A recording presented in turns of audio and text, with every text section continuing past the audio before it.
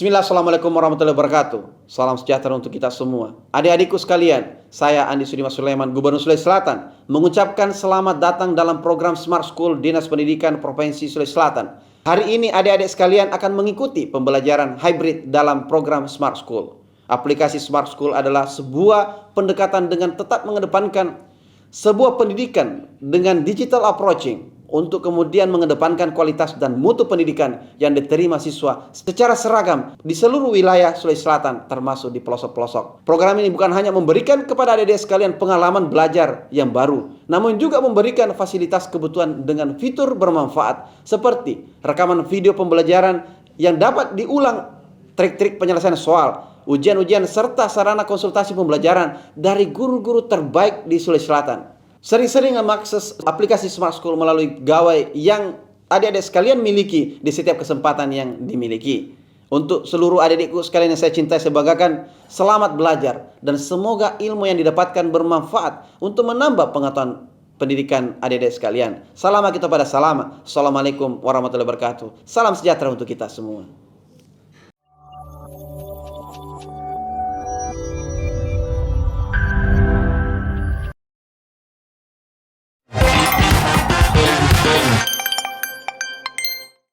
Assalamualaikum warahmatullahi wabarakatuh. Selamat pagi anak-anakku sekalian. Bagaimana kabar kalian hari ini? Bu Guru berharap semua dalam keadaan sehat walafiat.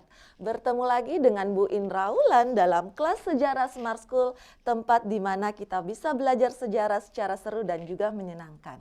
Generasi smart, berkarakter, cerdas.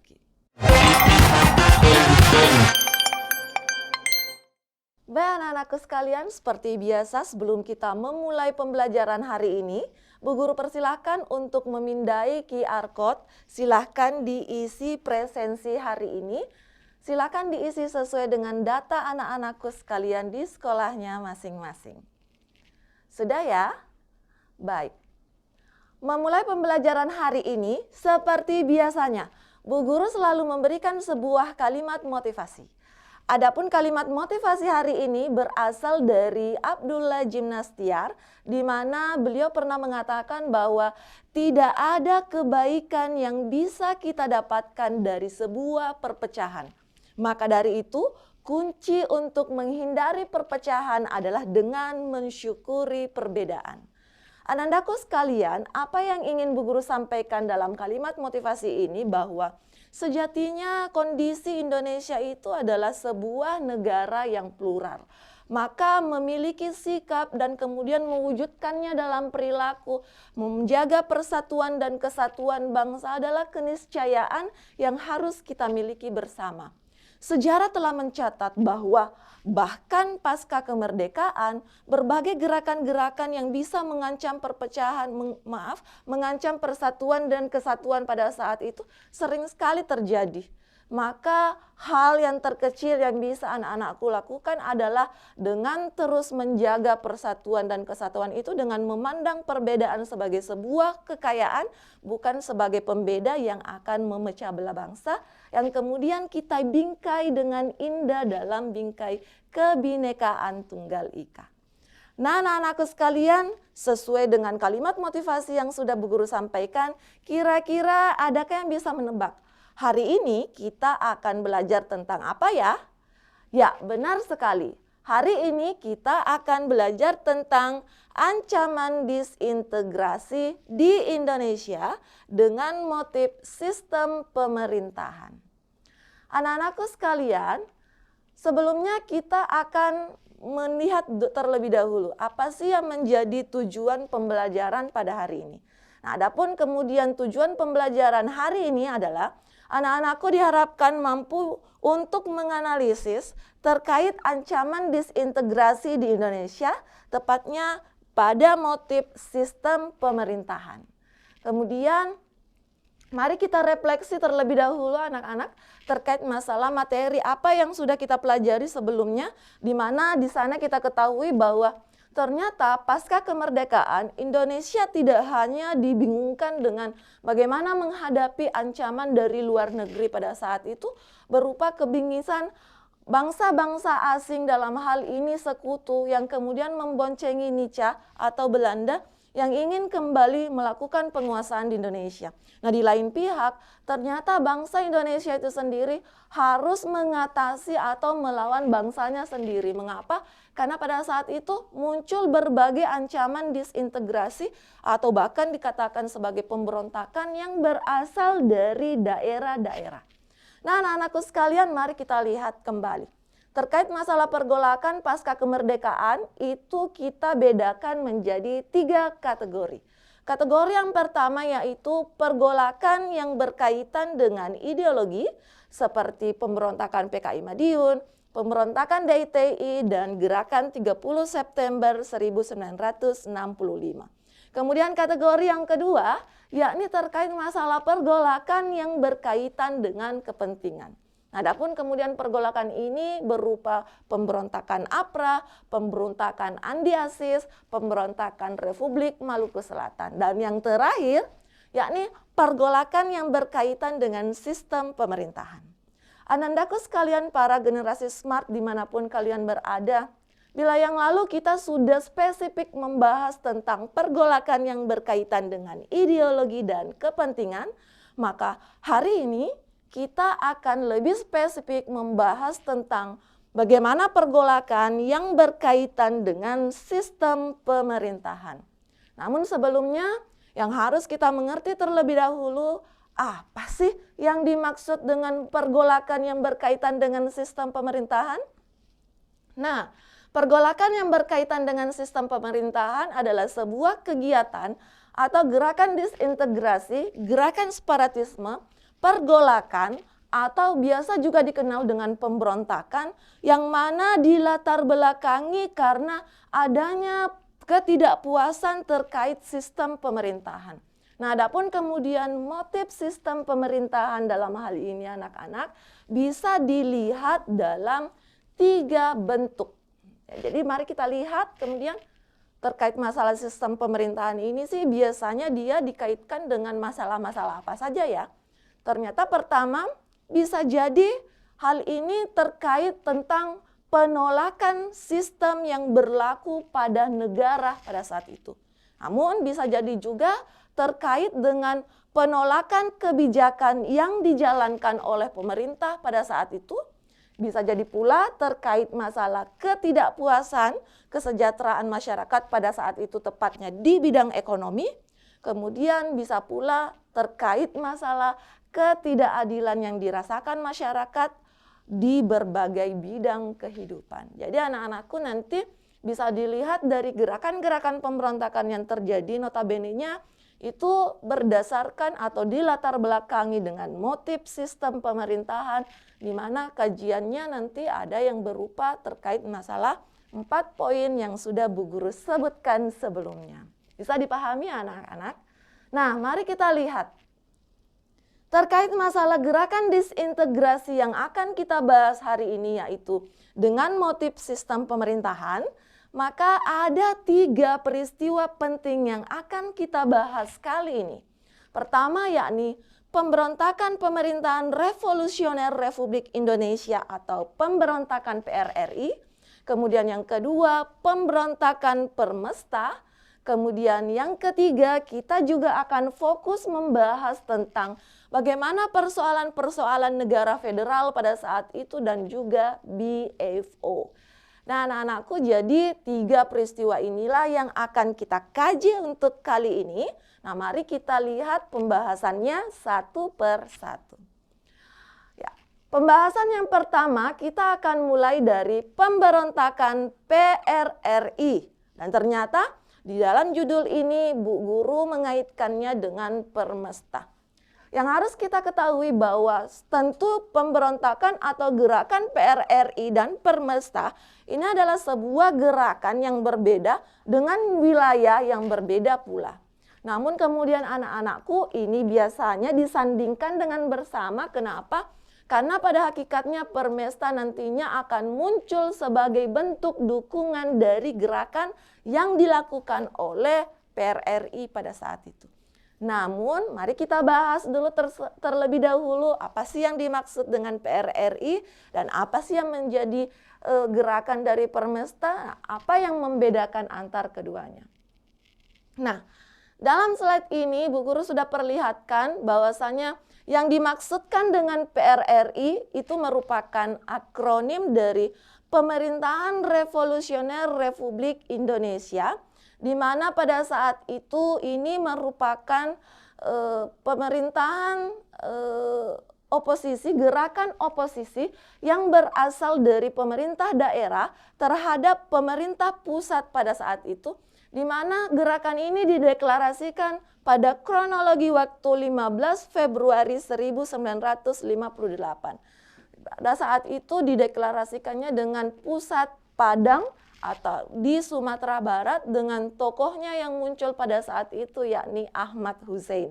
Jadi anak-anakku sekalian, bisa kita lihat tentang kewilayahan PRRI.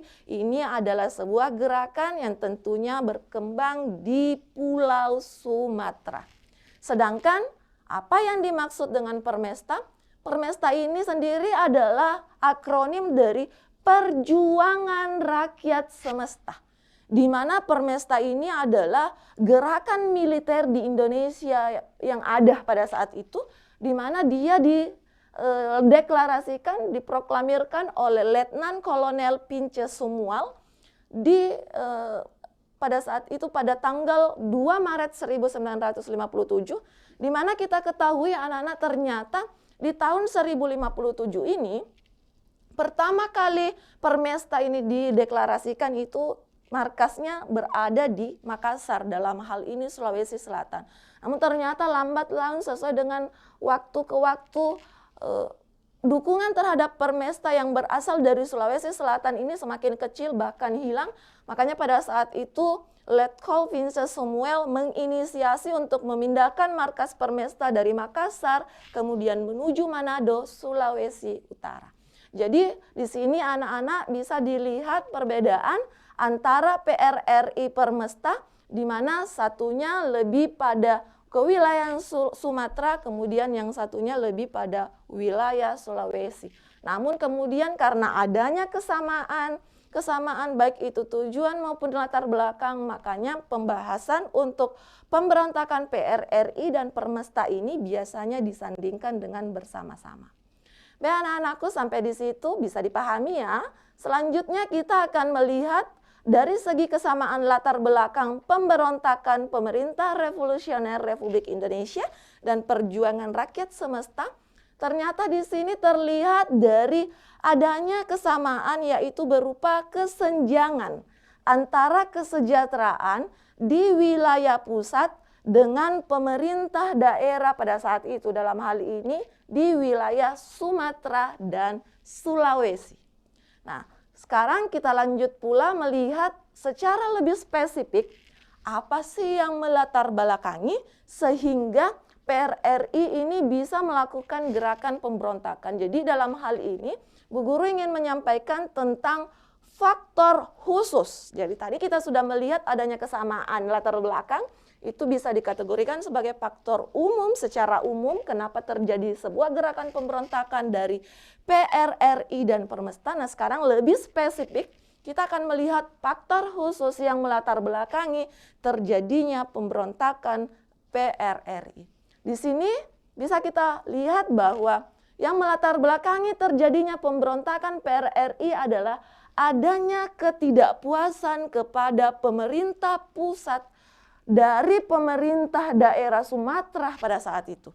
Di mana tentu rasa ketidakpuasan ini akan mendorong munculnya ketidakpercayaan rakyat terhadap pemerintah pusat pada saat itu. Di mana ternyata ini menjadi lebih kompleks lagi Ananda. Kenapa? Karena ini juga terjadi kesulitan dalam menyampaikan aspirasi kepada parlemen. Sehingga pada saat itu gerakan ini mencoba untuk menempuh jalan, dalam hal ini jalan non-parlemen dengan pembentukan dewan-dewan daerah. Nah anak-anak, salah satu hal yang perlu kalian pahami di sini adalah terkait masalah ketidakpuasan kepada pemerintah pusat dan dari pemerintah daerah. Kira-kira apa sih yang menjadi ketidakpuasan daripada pemerintah daerah terhadap pemerintah pusat pada saat itu? Nah, dalam hal ini ternyata ini dilatar belakangi karena adanya kompleksitas latar belakang masalah yang bisa kita lihat dari beberapa bidang. Dalam hal ini, pertama, bidang politik, kemudian bidang ekonomi, kemudian bidang yang terakhir yaitu bidang militer. Anandaku sekalian, para generasi smart, mari kita membahas satu persatu terkait masalah latar belakang yang menjadi ketidakpuasan dari pemerintahan Sumatera pada saat itu terhadap pemerintahan pusat yang menjadi latar belakang gerakan pemberontakan PRRI. Yang pertama, kita akan melihat dari bidang politik. Kira-kira kondisi politik apa sih yang terjadi di Indonesia pada saat itu sehingga memunculkan gerakan PRRI di Sumatera? Ternyata ini dilatar belakangi dengan adanya kronologi, yakni 1950 hingga 1959 pada saat itu di Indonesia diberlakukan Undang-Undang Dasar Sementara atau biasa juga dikenal dengan UUDS. Nah, apa kaitannya? Ternyata UUDS inilah yang pada saat itu bisa menentukan jalannya politik Indonesia. Di mana UUDS ini atau Undang-Undang Dasar Sementara ini akan mengubah sistem pemerintahan di Indonesia pada saat itu yang dari sistem presidensil menjadi sistem parlementer, yang mana kondisi ini tentu memungkinkan bangsa, dalam hal ini presiden pada saat itu, menjabat baik sebagai kepala negara namun bisa juga sebagai kepala pemerintahan. Kemudian yang kedua, kita akan melihat dari segi ekonomi.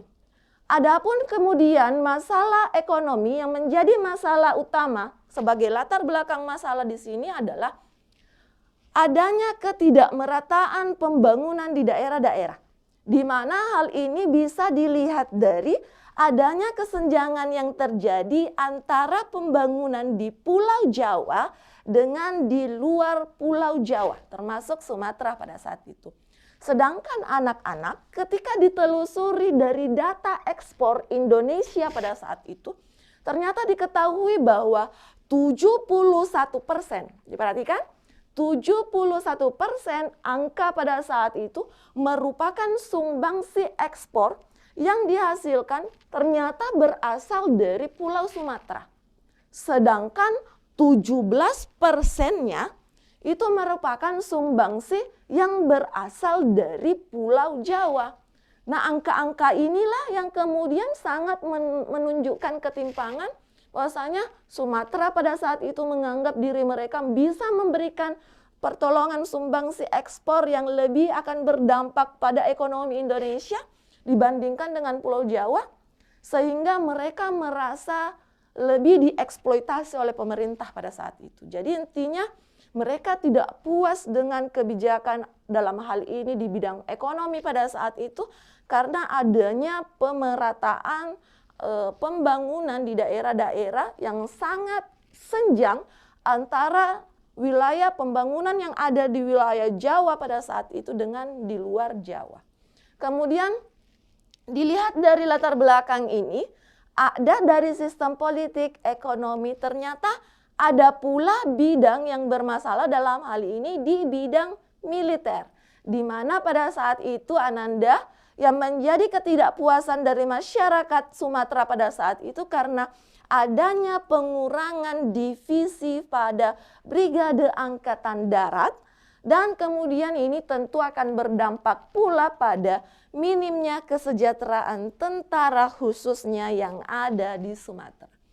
Jadi bisa kita lihat kompleksitas daripada apa yang melatar belakangi ketidakpuasan daripada rakyat Sumatera pada saat itu dalam hal ini pergerakan PRRI Permesta, sehingga mereka kemudian melakukan sebuah gerakan yang nantinya dianggap sebagai ancaman disintegrasi di Indonesia.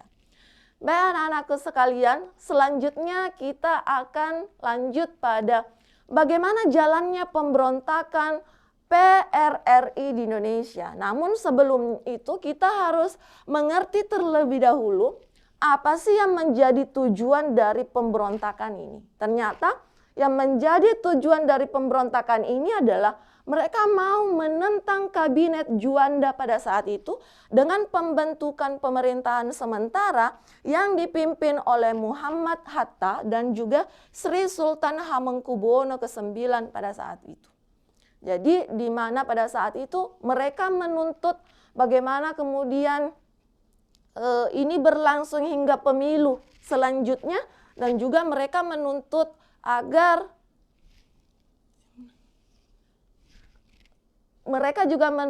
agar pada saat itu Soekarno bisa kembali pada posisi konstitusionalnya.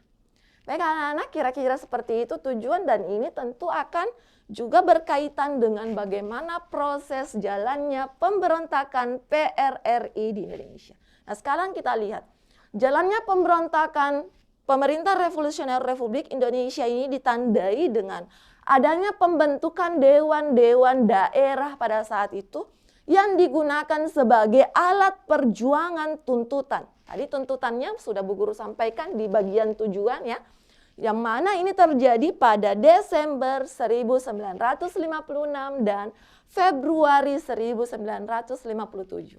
Adapun kemudian dewan-dewan daerah yang tergabung dalam PRRI pada saat itu, dalam hal ini pertama ada Dewan Banteng yang berlokasi di Sumatera Barat yang dalam hal ini dipimpin oleh Ahmad Hussein.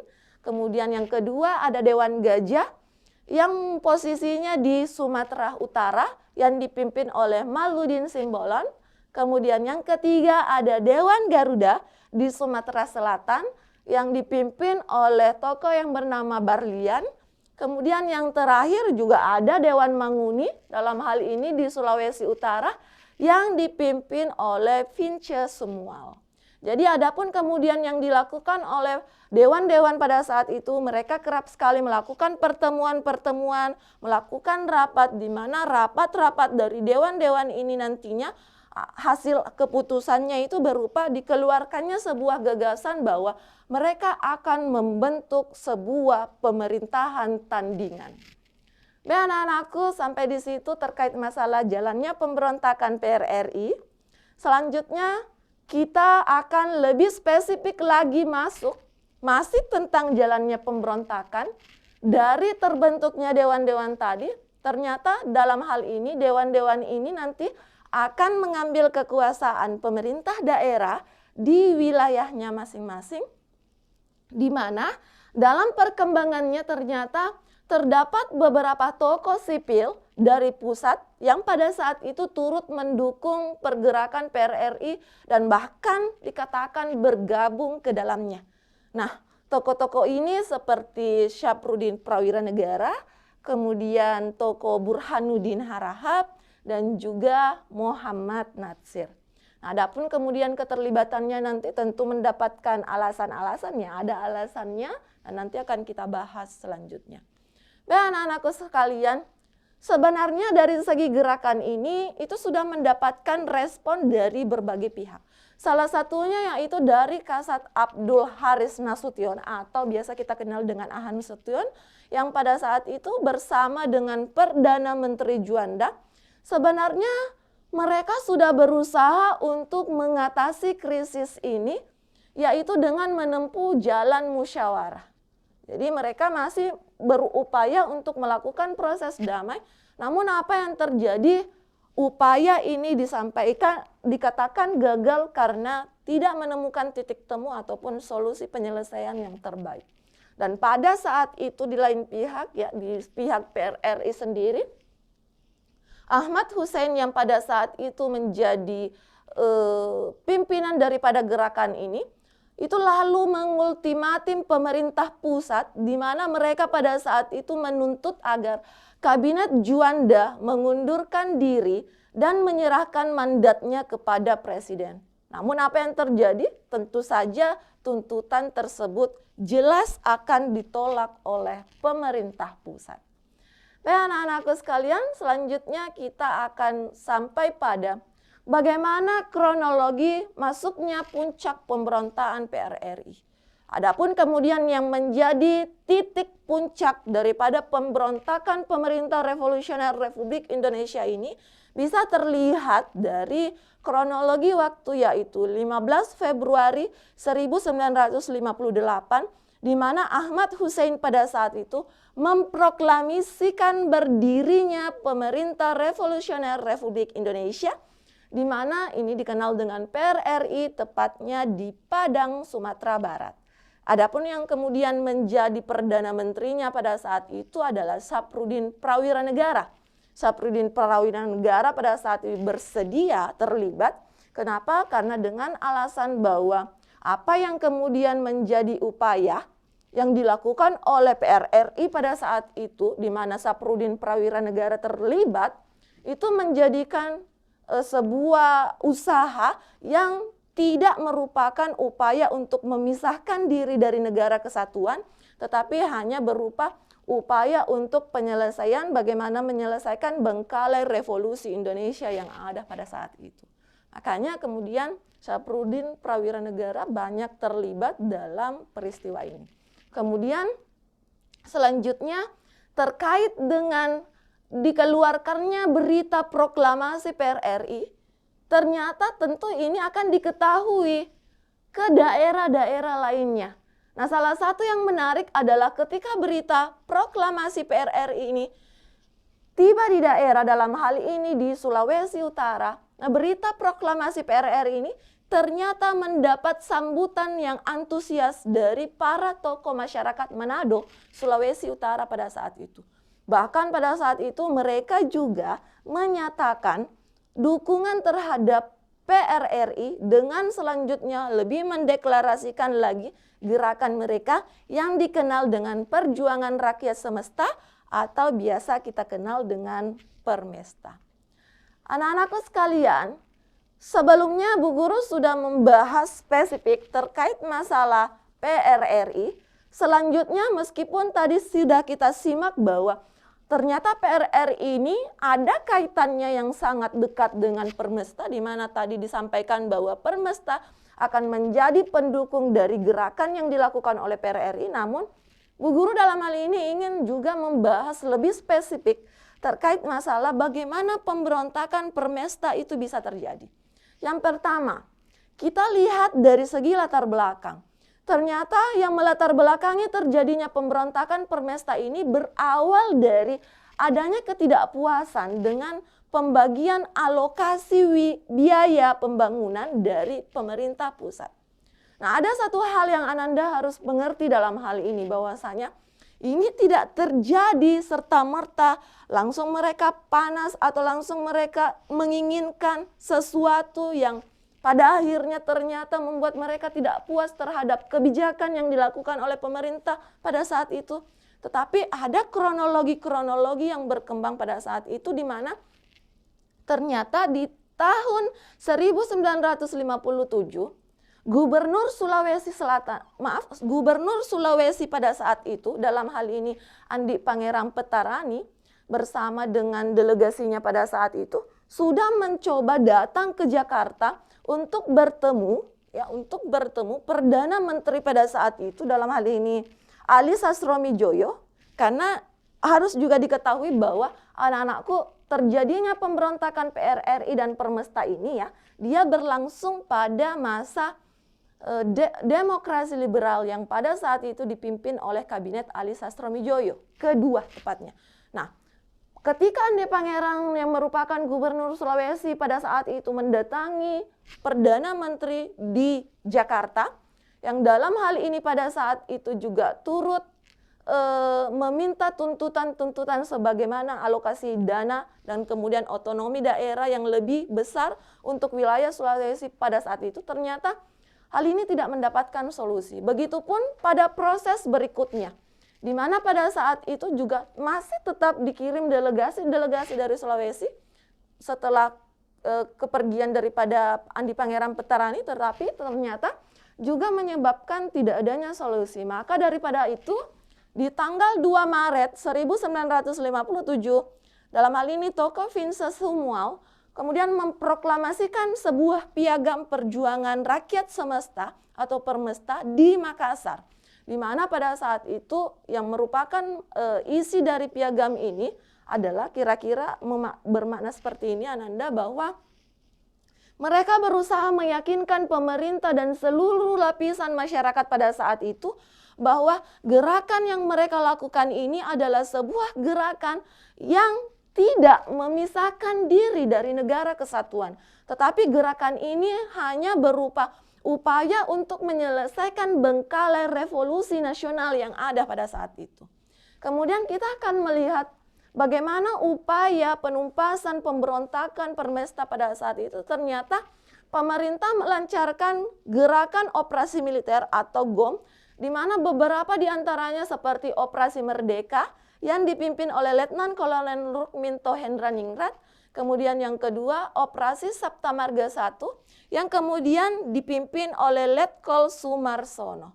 Dan pada perkembangan selanjutnya, yakni tepatnya pada tahun 1961, pemerintah pusat pada saat itu mengeluarkan keputusan presiden atau Kepres nomor 322/1961, di mana dalam hal ini diberikannya amnesti dan abolisi bagi orang-orang yang terlibat pada pergerakan Permesta.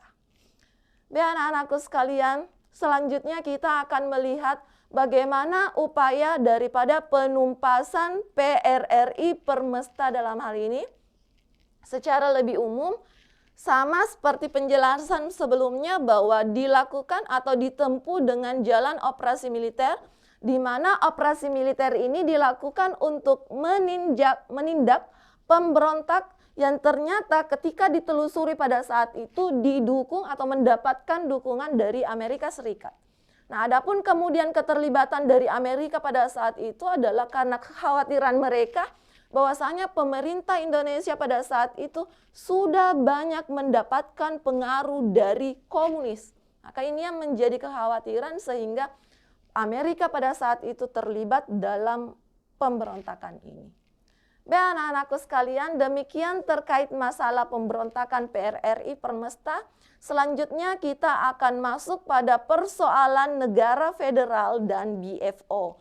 Di mana sebelumnya tentu ketika kita menelusuri jauh gerakan-gerakan disintegrasi yang muncul di Indonesia pada saat itu sebenarnya selalu ada kaitannya dengan negara-negara federal. Namun kali ini kita akan mencoba membahas secara terpisah seperti apa sih persoalan negara federal dan juga BFO.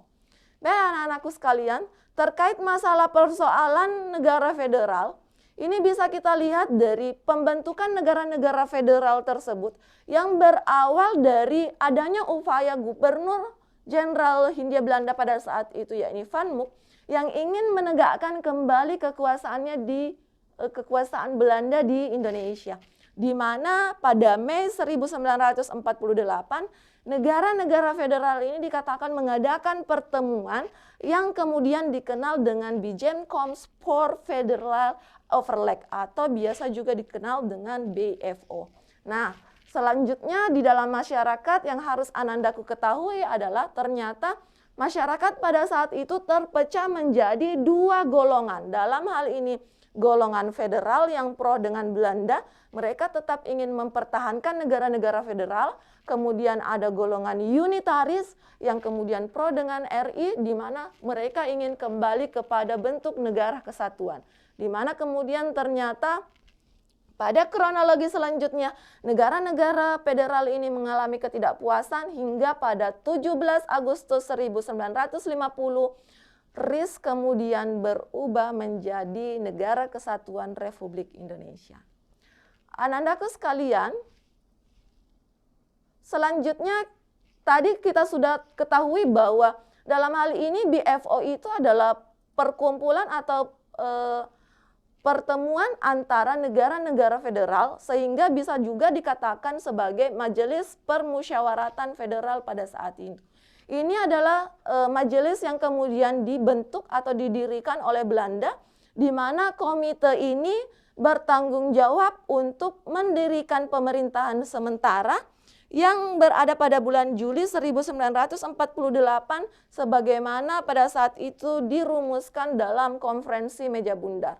Selanjutnya mari kita lihat terlebih dahulu bagaimana bentuk-bentuk kewilayahan dari negara federal ini, Ananda.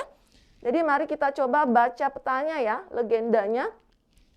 Wilayah-wilayah seperti wilayah yang bertanda merah ya, seperti Sumatera ini, kemudian sebagian daripada Jawa itu merupakan negara Republik Indonesia, sedangkan negara-negara yang wilayah-wilayah yang berwarna kuning itu merupakan wilayah yang termasuk dalam negara Indonesia Timur atau kita kenal dengan NIT.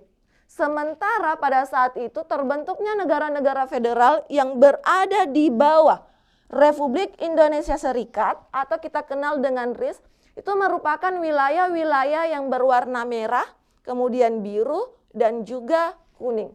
Di mana sebelumnya juga sudah sempat Bu Guru sampaikan bahwa adapun kemudian menjadi negara-negara federal di bawah naungan RIS pada saat itu ada 7 negara bagian. Yang pertama yaitu adalah negara Sumatera Timur, ya. Kemudian negara Republik Indonesia, ya, yang berwarna merah tadi. Kemudian ada negara Sumatera Selatan, 3. Kemudian yang keempat negara Indonesia Timur. Kemudian ada negara Jawa Timur. Kemudian ada negara Madura, kemudian ada negara Pasundan. Jadi terdapat 7 wilayah negara federal yang dinaungi oleh RIS pada saat itu. Baik anak-anakku sekalian, seperti itu mungkin kewilayahan terkait dengan negara federal pada saat itu yang terbentuk. Selanjutnya kita akan lebih lagi spesifik melihat bagaimana pertemuan-pertemuan yang mengkaji tentang negara federal pada saat itu berlangsung. Nah, salah satunya yang mengawali itu ada yang dikenal dengan Konferensi Malino, di mana Konferensi Malino ini diadakan di Sulawesi Selatan pada Juli 1946. Ini untuk membicarakan tatanan federal yang kemudian diikuti oleh wakil-wakil dari berbagai daerah non-RI pada saat itu yang ternyata mendapatkan reaksi keras dari para politisi pro-RI yang ikut serta pada saat itu termasuk Mr. Tajudin Nur dari Makassar. Selanjutnya ada yang menjadi perbedaan-perbedaan pendapat pada saat itu dan yang menarik adalah terkait masalah perbedaan keinginan agar bendera merah putih dan juga lagu Indonesia Raya pada saat itu digunakankah atau tidak pada negara Indonesia Timur. Dan ternyata dalam proses ini menjadi sebuah persoalan yang tidak bisa diputuskan dalam konferensi pada saat itu. Selanjutnya kita akan lanjut lagi terkait masalah berbagai pertentangan-pertentangan yang muncul dalam BFO pada saat itu. Dalam hal ini Bu Guru sudah membaginya menjadi 2 kategori. Yang pertama yaitu kelompok yang menolak bekerja sama dengan Belanda dan lebih memilih RI. Nah, kubu ini dipelopori oleh Ide Anak Agung Gede Agung, ya, merupakan perwakilan dari NIT, serta RT Adil Puradireja dan RT Jumhana dari negara Pasundan. Ya. Kemudian yang kedua, ada juga tim atau kubu yang dipimpin oleh Sultan Hamid II, ya, perwakilan dari Pontianak, dan Dr. T. Mansur yang merupakan perwakilan dari Sumatera Timur, di mana kelompok ini ingin agar garis kebijakan bekerja sama dengan Belanda ini tetap dipertahankan oleh BFO. Jadi ternyata baik dari segi pertemuan-pertemuan BFO pada saat itu masih saja tentu adanya perbedaan-perbedaan pendapat yang terjadi. Baik, selanjutnya terkait masalah perkembangan daripada munculnya negara-negara federal di Indonesia pada saat itu. Ini bisa dilihat juga setelah adanya konferensi meja bundar 1949, di mana ternyata pada saat itu persaingan antara golongan federalis yang pada saat itu kita ketahui bahwa dia pro dengan Belanda ya, mempertahankan negara federal, dan juga unitaris yang pro negara kesatuan, ini makin mengarah pada konflik terbuka di bidang militer. Pembentukan APRIS pada saat itu telah menimbulkan masalah psikologis yang sangat kuat, di mana salah satu ketetapan daripada dalam konferensi meja bundar pada saat itu menyebutkan bahwa inti anggota dari APRIS akan diambil dari TNI, sedangkan anggota-anggota lainnya juga akan diambil personel dari mantan anggota KNIL. Nah, apa yang terjadi pada saat itu anak-anak? TNI pada saat itu menolak bekerja sama dengan KNIL karena mereka menganggap KNIL itu tidak lain adalah musuh mereka. Kemudian KNIL pun juga pada dasarnya menolak bekerja sama dengan TNI dan melakukan tuntutan bahwasanya TNI tidak boleh masuk di daerah wilayah-wilayah negara federal. Baik anak-anakku sekalian, selanjutnya kita akan melihat dari berbagai gerakan-gerakan disintegrasi yang dalam 3 pertemuan ini sudah kita bahas dengan motif kepentingan, kemudian motif pemerintahan, dan hari ini kita sudah membahas tentang motif sistem pemerintahan. Sekarang kita melihat apa sih yang menjadi upaya yang bisa kita lakukan untuk menjaga atau mempertahankan integrasi atau persatuan dan kesatuan bangsa. Yang pertama, kita bisa melakukannya dengan menjaga persatuan dalam kemajemukan. Karena kita ketahui bahwa banyak sekali perbedaan kultur-kultur yang berbeda di Indonesia, maka hal ini harus kita pandang sebagai sebuah bentuk kekayaan anak-anak, bukan sebagai pembeda yang bisa memecah belah. Kemudian dari hal terkecil kita berupaya untuk menciptakan kerukunan di dalam lingkungan-lingkungan kita. Kemudian kita juga bisa mewujudkan cita-cita dan tujuan nasional pada saat itu ya dalam hal ini. Kemudian bagaimana kita juga berupaya mengambil andil untuk memajukan negara. Kemudian bagi anak-anakku yang dalam hal ini generasi muda bisa bersaing di era globalisasi, tentunya dengan juga turut mengisi kemerdekaan dengan hal-hal positif dan segudang prestasi. Kemudian yang terakhir, kita bisa mewujudkannya dengan memiliki nilai strategis dengan hal ini untuk demi keutuhan bangsa. Kira-kira hal-hal inilah upaya-upaya sederhana yang bisa kita lakukan untuk mempertahankan integrasi bangsa di Indonesia. Baik, bila demikian mari kita langsung masuk ke sesi Mari Berlatih. Dalam hal ini kita akan membahas tentang beberapa pertanyaan. Nah, pertanyaan pertama terkait masalah gerakan separatisme, anak-anakku bisa baca ya di TV Smart kalian masing-masing di sekolah, bahwasanya gerakan separatisme PRRI Permesta diawali dengan pembentukan dewan-dewan daerah yang dipimpin para perwira militer. Nah, pertanyaannya, salah satu penyebab terjadinya gerakan ini adalah A.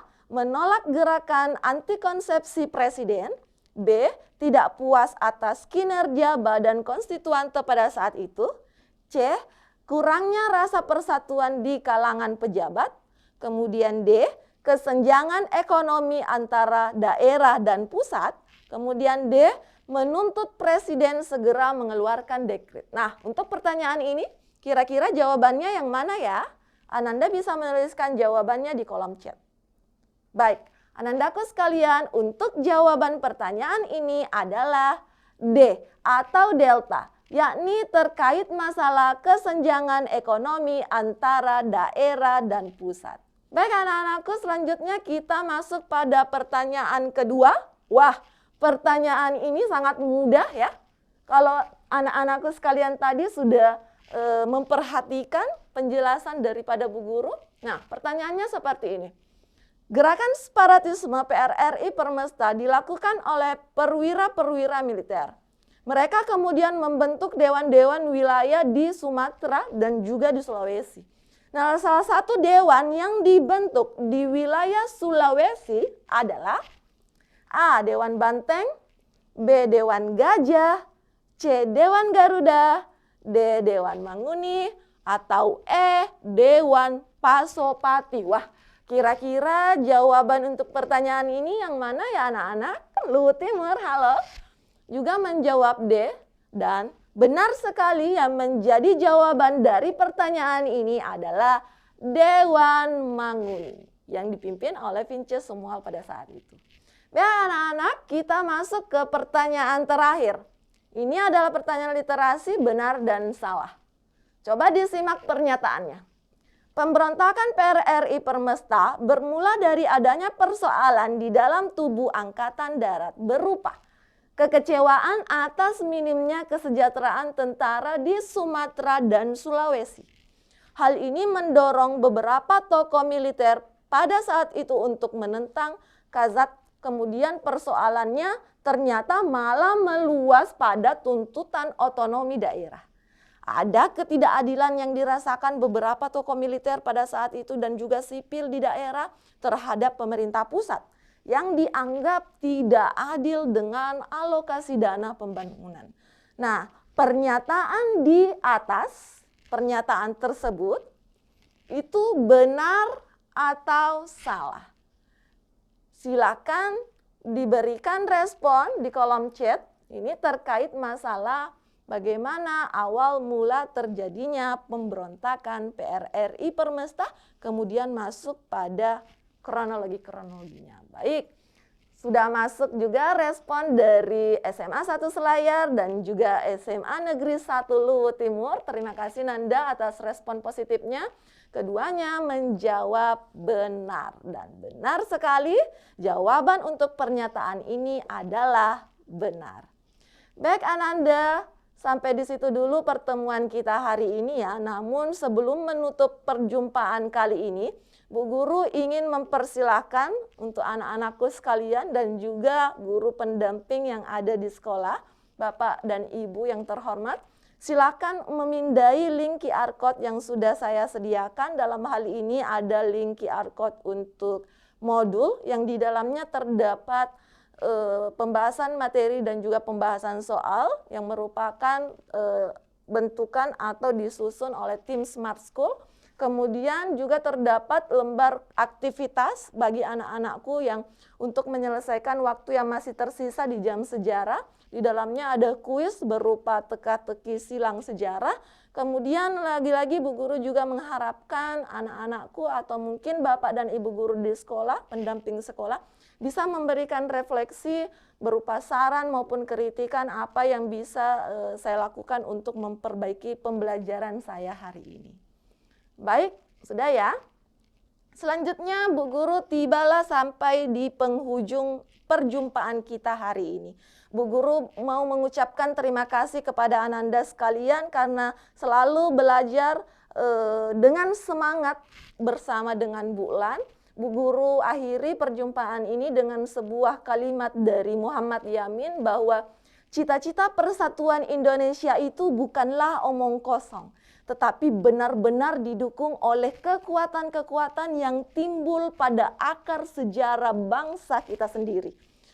Bagaimana kesejahteraan, bagaimana utuhnya negara ini ditentukan oleh kita sendiri, oleh bangsa Indonesia. Maka daripada itu anak-anak tetap semangat dalam belajar sejarah, tetap menjaga persatuan dan kesatuan, dan Bu Guru akhiri perjumpaan kita hari ini dengan salam Smart School, generasi smart, berkarakter, cerdas kita.